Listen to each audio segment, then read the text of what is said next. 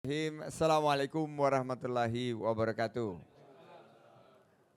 Salam sejahtera bagi kita semua. Alhamdulillahirabbil alamin.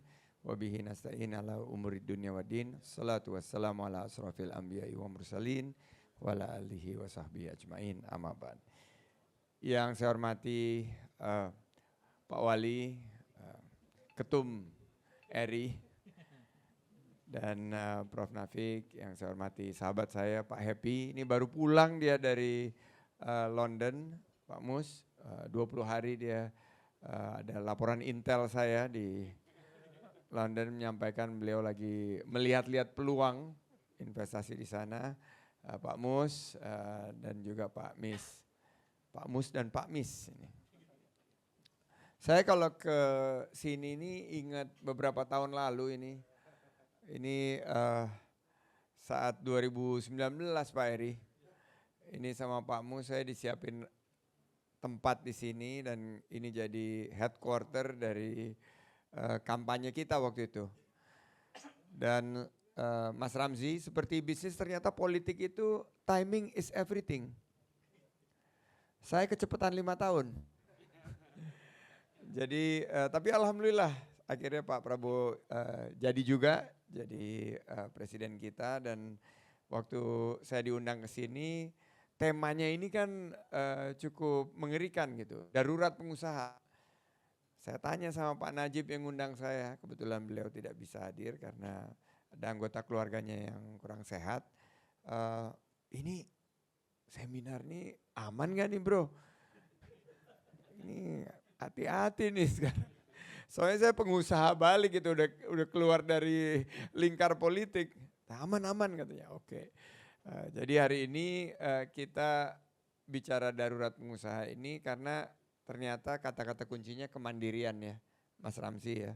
Sini juga hadir kawan-kawan dari ICMI, Pak Ismail, Pak Pitono, jadi HIPMI dari Kadin, Pak Alim, dan semua pengusaha-pengusaha hebat yang ada di sini, ada dari Gekraf, Ketua Gekraf Jatim, Cak Rian, dan juga Dr. Edgar, Bapak Ibu sekalian. Saya melihat bahwa tantangan hari ini daruratnya sebetulnya bukan hanya darurat pengusaha dari jumlahnya, dari kuantitinya, tapi dari kualitinya. Karena pengusaha yang lahir ini adalah bukan by design, tapi by necessity. Apa itu by necessity? Menjadi pengusaha saat sudah tidak ada pilihan lain. Sehingga jalurnya masuk ke pengusaha itu melalui sektor informal. Dan akhirnya begitu mereka masuk di sektor informal, lapangan kerja yang tercipta juga bukan a quality job. Jadi bukan lapangan kerja yang berkualitas. Sehingga akhirnya tema kampanye saya waktu 2019 kan jobs. Bagaimana kita menciptakan lapangan kerja. Tapi sekarang seperti dilakukannya ini seorang mayor yang kita lagi pantau, karena Surabaya ini Pak Eri udah sukses. Alhamdulillah, tepuk tangan buat Pak Eri ini. Karena saya lihat dari segi ekonominya, tapi ada mayor yang baru dilantik Januari lalu. Ini masih Januari awal, yaitu Zohran Mamdani. Ini wali kota New York City. Dia itu sudah tidak lagi menggarisbawahi janji kampanye sebagai menciptakan lapangan kerja. Bukan. Tapi ternyata permasalahannya yang diakibatkan tadi darurat pengusaha itu adalah affordability. Keterjangkauan. Keterjangkauan harga. Terutama harga-harga yang berkaitan dengan cost of living. Jadi punya kerja, tinggal di Surabaya, di New York City, di Jakarta, nggak mampu. Karena pendapatan dan penghasilannya tidak mampu membiayai gaya hidupnya. Affordability. Nah ini diakibatkan karena pengusaha yang lahir adalah pengusaha-pengusaha dari sektor informal. Sehingga jumlah UMKM kita naik signifikan menjadi 64 juta UMKM. Waktu saya dipercaya sama Pak Alim memimpin HIPMI dan Kadin, jumlah UMKM kita hanya 30 juta. Dalam 15 tahun terakhir jumlahnya bertumbuh signifikan. Refleksinya bahwa ekonomi kita tidak bisa menghasilkan lapangan kerja yang berkualitas. Akhirnya lulusan itu terpaksa menjadi pekerja sektor informal yang disebut sebagai ultra micro entrepreneurs. Nah, saya ingin mengajak di sini memicu jumlah pengusaha yang hanya 3,4%, ini bukan hanya harus dinaikkan jumlahnya tapi juga kualitinya. Dan mereka didorong dengan adanya AI, dengan adanya teknologi terkini agar mereka bisa mampu menciptakan lapangan kerja yang berkualitas. Kata kuncinya adalah berkualitas. Sehingga lapangan kerja yang tercipta itu bisa bukan hanya memberikan mereka income, tapi juga bisa memberikan mereka keterjangkauan. Sehingga mereka bisa nabung, bisa beli saham, mudah-mudahan kemarin nggak ada yang kebakaran sahamnya ya. Aman? Pak Happy kelihatannya senyum-senyum karena dia udah mulai kolek di pasar sekarang. Harganya lagi murah. Tapi saya melihat bahwa ini adalah refleksi pertama kita. Lapangan kerja ini tidak lahir dari usaha yang rapuh, usaha yang banyak yang mengeluh, tapi dari usaha yang berkah, berkelanjutan. Saya melihatnya pada era 2026 ini sektornya mulai terlihat yang akan menjadi winners. Sektor ekonomi kreatif. Kenapa saya selalu keliling kalau di Jawa Timur sama Cak Rian dan G-Crafts, gerakan ekonomi kreatif, karena gerakan ekonomi kreatif ini ternyata adalah sektor yang bertumbuh dan menciptakan lebih dari 20 juta lapangan kerja di seluruh Indonesia. Mulai dari sektor kuliner, fashion, sampai kepada sektor-sektor yang berkaitan dengan ekonomi digital, aplikasi, sektor-sektor yang bukan hanya memotivasi anak muda untuk menjadi entrepreneur, tapi bisa menghadirkan efisiensi dalam mereka berusaha dengan adanya teknologi. Nah, menurut saya sektor ekonomi kreatif ini mestinya menjadi tulang punggung. Mulai bermigrasi dari sektor ekstraktif yang selama ini menjadi tulang punggung ekonomi kita.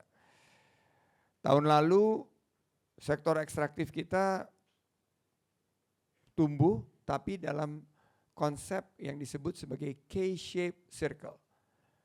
Artinya bahwa usaha-usaha ekstraktif yang memiliki sektor yang tepat seperti emas ini naik. Tapi ada sektor-sektor ekstraktif yang nilai tambahnya sangat rendah, ini justru turun. Akhirnya yang terjadi yang kecil makin kecil. Sementara yang besar makin besar dan kesenjangan ini semakin terlihat. Saya memberi masukan kemarin ke partner saya Pak Rosan yang ada di tugas di Danantara sekarang dan juga sebagai Menteri Investasi, ini harus hati-hati. 2026 harus hati-hati. Kenapa? Karena politik kita sekarang sudah consolidated, sudah stabil. Ya, kalau kita lihat hingar-bingar politik seperti 2019 sudah enggak ada. Jadi yang mesti dijaga itu ekonomi. Nah, peran pemerintah itu memfasilitasi. Peran pengusaha berinvestasi. Investasinya ini yang belum kelihatan. Karena semuanya masih wait and see. Nah, saya hari ini di Surabaya, diundang di Surabaya Business Forum, saya ingin memotivasi teman-teman pengusaha-pengusaha. Kalau kita wait and see terus, kita akan ketinggalan momentum dan ini akhirnya menjadi downward spiral. Akhirnya menjadi self-fulfilling prophecy. Karena kita khawatir, kita jadi takut, karena kita takut situasi bisnis semakin akut. Nah, inilah menurut saya di seminar pagi ini saya ingin mendorong 3C di tahun 2026 ini. C yang pertama adalah inovasi. Sebagai seorang pengusaha, apalagi pengusaha muda seperti Ramzi, generasi selanjutnya harus berinovasi. misalnya di bisnis properti sekarang, fokusnya itu bukan hanya menjual properti, tapi menjual quality and sustainable living. Bagaimana hidup ini lebih sehat, bagaimana hidup ini lebih berdampak positif terhadap lingkungan. Ini adalah bisnis-bisnis yang berdasarkan Industrial Revolution 5.0. Yang pertama nggak cukup inovasi, yang kedua adalah adaptasi. Bagaimana kita beradaptasi dengan situasi ekonomi terkini. Dulu family business penting, karena itu landasannya. Tapi ke depan capital market harus kita rangkul. Karena family business tanpa capital market nggak akan mungkin bisa bertumbuh. Nah tadi ada yang mau IPO nih, Pak Arif Affandi ya. Sebentar lagi usaha healthcare-nya nih. Ini kebetulan sektor yang juga bertumbuh pasca COVID secara signifikan. Tapi nggak bisa tumbuh seperti dulu. Tumbuh organik itu sangat yesterday. Tumbuh ke depan ini adalah tumbuh dengan menggunakan berbagai tools yang ada, salah satunya capital market. Adaptasi. Dan yang ketiga, dan ini kenapa kita berkumpul di sini semua, adalah kolaborasi. Nggak bisa lagi kita sendiri-sendiri berkompetisi. Akhirnya perang harga. Kita nggak menghadirkan solusi kepada para konsumen kita. Jadi ke depan kita mulai melihat peluang berkolaborasi. Bukan hanya satu sektor, salah satu pengusaha properti dengan pengusaha konstruksi misalnya, tapi mulai lagi lintas sektor. Kita bisa melihat waktu itu sepatu bekerja sama industri kuliner, fashion bekerja sama dengan industri teknologi. Nah, cara kita berkolaborasi sekarang juga semakin terbuka. Apalagi ada platform social media. Cara jualan berubah dengan digital marketing. Dulu kita pakai influencer, model Mas Raffi atau Atta Halilintar. Sekarang micro influencer dengan konsep afiliator. Jualan mulai dari properti sampai dengan jualan kosmetik, ini menggunakan afiliator. Berapa followernya? Di bawah 1.000. Itu yang laku sekarang, antara 500 sampai 700. Namanya live commerce dan social commerce. Nah, ini adalah perubahan-perubahan yang terjadi. Dan kita mesti terus melakukan inovasi, adaptasi, dan kolaborasi. Saya terima kasih undangannya Mas Ramzi. Ini mohon maaf setelah ini saya mohon izin karena sudah terjadwal di Surabaya Business Forum. Saya mohon izin Pak Wali, ini ikut mendukung lebih banyak investasi ke Surabaya. Saya ingin tutup dengan sebuah pantun penutup. Mohon cakepnya. Pak Ismail kalau di sini cakep juga ya? Cakep. Pergi bekerja membawa harapan. Usaha tumbuh penuh keyakinan. Harga terjaga, lapangan kerja diciptakan.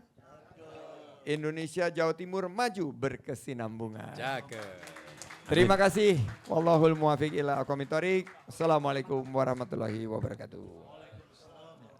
Masih Mas Sandi, jadi karena tidak ada waktu dialog ya, memang disengaja oleh panitia biar menjadi pertanyaan terus ya, dan mencari jawabannya sendiri. Mohon izin Pak Nafi, kita foto session sebentar. Ada 2 pose. Yang pertama seluruh narasumber menghadap ke peserta, dan setelah itu dibalik. Jadi fotonya dari sana untuk foto bersama para peserta. Sekarang menghadapnya ke panggung dulu. Baik, terima kasih. Mohon kembali ke tempat para peserta dan juga untuk fotografer dari beberapa media yang kami undang. Pak Sandi, terima kasih untuk kesempatan hadirnya.